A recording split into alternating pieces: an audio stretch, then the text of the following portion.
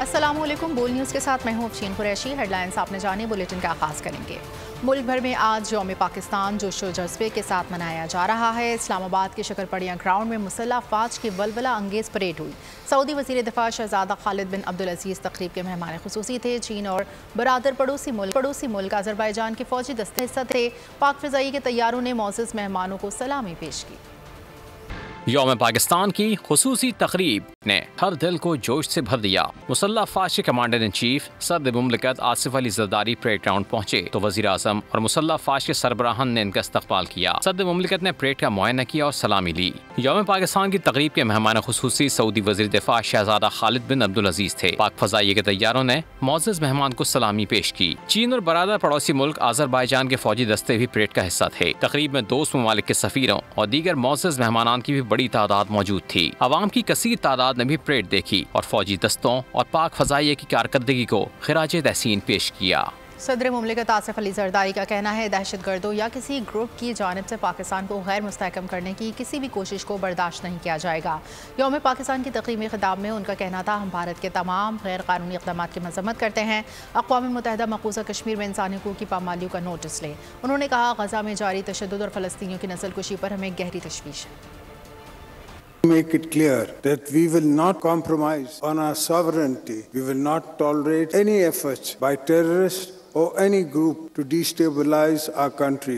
In our region, one of the main reasons for instability is the Indian illegal occupation of Jammu and Kashmir. Ask the international community to ensure the implementation of UNSC resolution on Kashmir. Humanitarian catastrophes unfolding in Gaza, we appeal to the international community to take measures to ensure that the killing of innocent Palestinian people is immediately halted.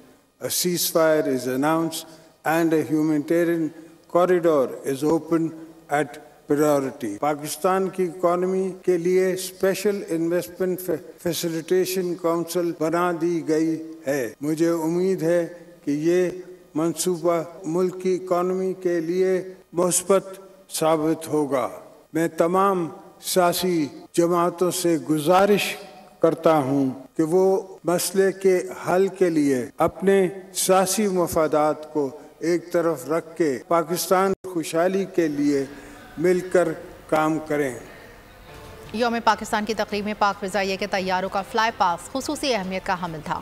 چین سے حاصل کردہ انتہائی جدید J-10C طیارے بھی fly پاس میں شریک ہوئے۔ JF-17 تھنڈر، بلاک 3 اور F-16 طیارے بھی پوری شان سے پریڈ گراؤنڈ پر جلوہ افروز ہوئے۔ یوم پاکستان کی تقریب پر پاک فضائیہ کے طیارے چھائے رہے۔ تقریب کے آغاز پر J-10C، JF-17 تھنڈر، F-16 اور معراج طیارے پریڈ گراؤنڈ سے گزرے اور معزز مہمانوں کو سلامی پیش کی۔ بعد میں فلائی پاسٹ کا خصوصی مظاہرہ ہوا۔ طیاروں نے ایسے کرتب دکھائے کہ شرکاء نے دل تھام لیے۔ 15 اسکواڈرن کے J-10C طیارے فلائی پاسٹ میں خصوصی توجہ کا مرکز رہے۔ طیارے نے بولنگ اور عمودی پرواز کا شاندار مظاہرہ کیا۔ JF-17 طیارے نے کم رفتار پر پرواز برقرار رکھنے کا شاندار مظاہرہ پیش کیا۔ F-16 طیاروں نے بھی اپنی صلاحیتوں سے شرکاء کو دنگ کر دیا۔ معراج، F-7P اور شیر دل طیارے بھی فضاؤں میں نمودار ہوئے اور فضاؤں میں رنگ بکھیرے۔ شرکاء نے طیاروں کے ناقابل یقین کرتب اور پائلٹس کی مہارت پر دل کھول کر داد دی۔ یوم پاکستان کے موقع پر سندھ، پنجاب، بلوچستان میں سول اعزازات دینے کی تقاریب ہوئیں۔ کراچی میں گورنر سندھ کامران ٹسوری، پنجاب میں گورنر بلیغ الرحمان اور قائم مقام گورنر بلوچستان عبدالخالق اچکزئی نے مختلف شخصیات کو اعزازات دیے۔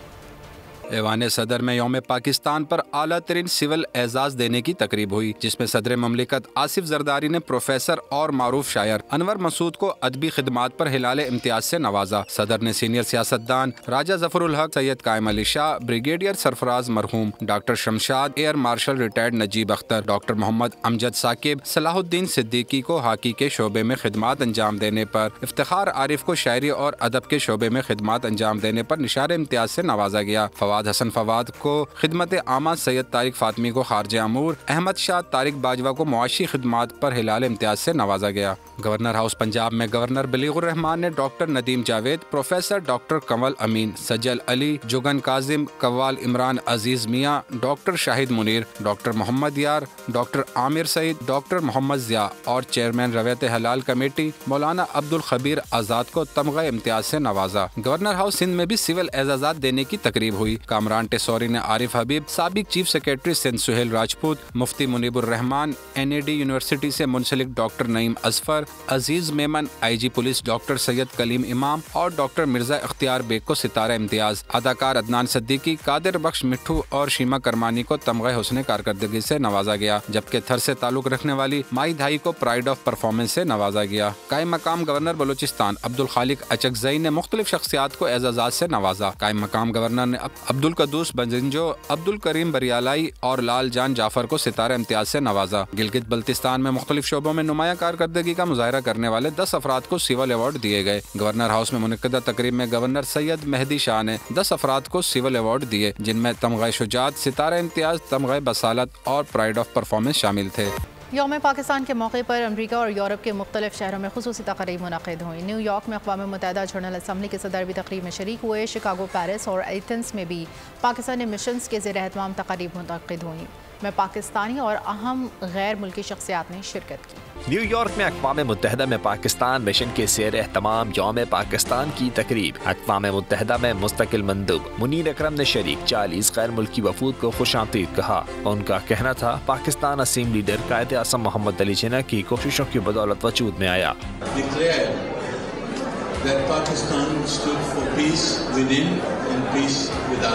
اقوام متحدہ کی جنرل اسمبلی کے صدر ڈینس فرانسس نے تقریب میں خصوصی شرکت کی۔ انہوں نے عالمی معاملات پر پاکستان کے کردار کو سراہا۔ 193 members of the General Assembly of the United Nations and on my own behalf, happy Pakistan Day. Washington کے پاکستانی سفارت خانے میں بھی یوم پاکستان کی تقریب ہوئی۔ پاکستانی سفیر مسعود خان کا کہنا تھا پاکستان کا قیام آزادی کی جدوجہد کی ایک عظیم مثال تھا۔ شکاگو میں بھی یوم قرارداد پاکستان کی پروقار تقریب منعقد ہوئی۔ پاکستان اور امریکہ کے قومی ترانے بچائے گئے۔ کانگریس مین جوناتھن جانسن نے حاضرین کو قرارداد پاکستان اور رمضان المبارک کی مبارکباد پیش کی۔ Most importantly, on your Independence Day, this is tremendous. You've come so far in such a very short period of time. You have such a magnificent history, a rich culture that the world. Paris میں بھی یوم پاکستان کا جشن بھرپور انداز میں منایا گیا۔ سفیر پاکستان عاصم افتخار نے مہمانوں کا استقبال کیا۔ شرکاء نے یوم پاکستان کی تقریب کو سراہا۔ پاکستان کے روشن مستقبل کے لیے قائد اعظم کے فرمودات کی روشنی میں ایمان، اتحاد، تنظیم اور جو قائد اعظم نے جس طرح فرمایا کام کام اور صرف کام، ہم یہاں پہ آج اکٹھے ہیں۔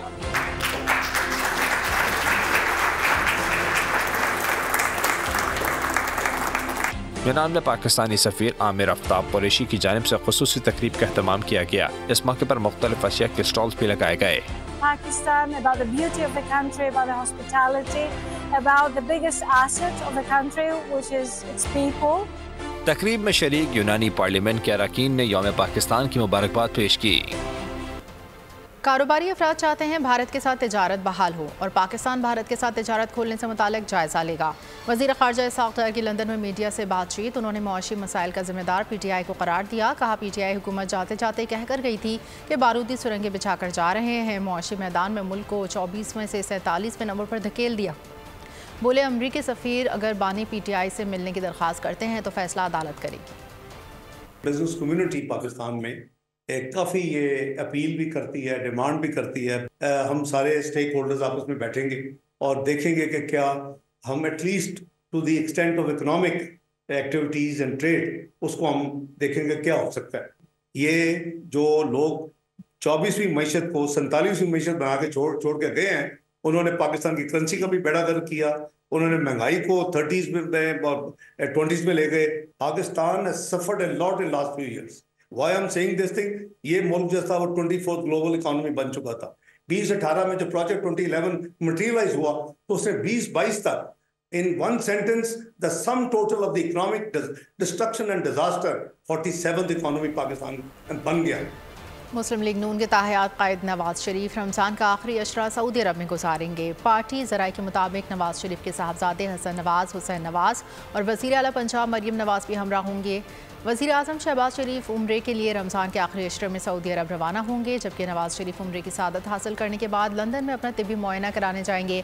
लंदन में मुख्तसर क़याम के बाद पाकिस्तान पहुँचेंगे। आजमाए हुए हुक्मरानों का ज़ाती मफादात के अलावा कोई एजेंडा नहीं है। मेरे जमात इस्लामी सिराजुल हक ने नौमुंतखब हुकूमत पर सख्त तनकीद करते हुए कहा, हमने तारीख से कोई सबक नहीं सीखा। 1970 में मुल्क 2 लख्त हो गया। इक़्तिदार हासिल करने के लिए नून लीग ने इलेक्शन मुहिम में बुलंदबांग दावे किए और अब कह रहे हैं IMF के अलावा कोई चारा नहीं। मुल्क की खिदमत और हिफाजत सिर्फ जमात इस्लामी कर सकती है। तहरीक इंसाफ नज़रियाती के चेयरमैन अख्तर इकबाल डार की जानिब से यौम पाकिस्तान के मुनासबत से तकरीब का एहतमाम किया गया। खिताब करते हुए उन्होंने कहा, सियासी खानदानों ने मुल्क को कर्जों में डुबो दिया। IPPs के मुआहदे तबाहकुन साबित हो रहे हैं। पूरी कौम ने यौम पाकिस्तान मिल्ली जज्बे से मनाया। तहरीक इंसाफ नज़रियाती के सरबराह शेखुपुरा में अख्तर इकबाल डार ने तकरीब का एहतमाम किया। खिताब करते हुए उन्होंने सियासी खानदानों और IPPs पर तनकीद की। अख्तर इकबाल ने बानी PTI को भी निशाने पर रखा। एब्सोल्युटली नॉट कहने वाला अमरीका से आज़ादी का नारा लगाकर अमरीका से मदद मांग रहा है। बानी PTI ने कहा था कि वो IMF के पास जाने के बजाय खुदकुशी को तरजीह देंगे। अख्तर इकबाल ने गजा और आफिया सिद्दीकी के लिए कुछ न करने पर भी हुकूमत को आड़े हाथों लिया। बोले, ये हुकूमत तो वाज़ेह कह चुकी है कि गजा के लिए कुछ नहीं कर सकते। वज़ीर आज़म चुनने में नून लीग की मदद की है, इसका मतलब ये नहीं हर अच्छे बुरे काम में सपोर्ट करेंगे। शर्मिला फारूकी ने नून लीग से मुतालिक इत्तेहाद की 2 जुमलों में वजाहत कर दी। प्रोग्राम बस बहुत हो गया में कहा, काबीना का हिस्सा नहीं, हुकूमत और काबीना नून लीग की है। महंगाई से तंग आवाम को रिलीफ चाहिए। तहरीक इंसाफ हुकूमत के खिलाफ कोई साजिश नहीं। हमने बिल्कुल इनको वज़ीर आज़म चुनने में अपने नंबर्स के जरिए सपोर्ट किया, लेकिन इसका हरगिज़ मतलब ये नहीं है कि हर अच्छे या बुरे काम के अंदर हम इनको सपोर्ट करेंगे। हम हुकूमत का हिस्सा नहीं है, ना हम काबीना का हिस्सा है। वज़ीर आज़म और काबीना PMLN का है। जहाँ तक ताल्लुक है IMF की शराइत का, देखिए मुश्किल वक्त है। कुछ अरसा पाकिस्तान में मजीद तंगी होगी, महंगाई बढ़ेगी, टैक्सेस बढ़ेंगे, लेकिन देखिए तरीकेकार ये है कि आप उन्हीं लोगों के ऊपर मजीद टैक्स का बोझ ना डालें जो ऑलरेडी टैक्स के बोझ के नीचे दबे हुए हैं। एक अमेरिकन साइफर अपनी जगह, जिसके अंदर कोई साजिश नहीं थी। ये एक बिल्कुल अलग जो एक सिचुएशन है और एक हकीकत है कि वोट ऑफ नो कॉन्फिडेंस के जरिए इमरान खान जो है वो उसकी हुकूमत का खात्मा हुआ। आलमी बैंक ने पाकिस्तान के लिए 14 करोड़ 97 लाख डॉलर्स कर्ज की मंजूरी दे दी। आलमी बैंक की जानिब से मंजूर करदा रकम 2 मंसूबों पर खर्च की जाएगी। डिजिटल इकोनॉमी इन्हांसमेंट मंसूबे पर 7 करोड़ 80 लाख डॉलर खर्च होंगे। सिंध में बैराजों की हिफाजत बेहतरी पर 7 करोड़ 17 लाख डॉलर खर्च किए जाएंगे। ताजरों की लाजमी रजिस्ट्रेशन से मुतालिक नोटिफिकेशन जारी। रिटेलर्स, होलसेलर्स के रजिस्ट्रेशन की स्कीम का इतलाक इब्तदाई तौर पर 6 बड़े शहरों कराची, लाहौर, इस्लामाबाद, रावलपिंडी, कोयटा, पेशावर पर होगा। FBR के मुताबिक मुल्क भर में डीलर्स, रिटेलर्स, मैन्युफैक्चरर और इम्पोर्ट कम रिटेलर्स के लिए रजिस्ट्रेशन कराना लाजमी होगा। इसके अलावा स्टोर्स, दुकानों, वेयर हाउसेज और कारोबारी दफातर रजिस्ट्रेशन कराने के पाबंद होंगे। सब्सक्राइब करें और बेल दबाएं ताकि कोई खबर रह न जाए।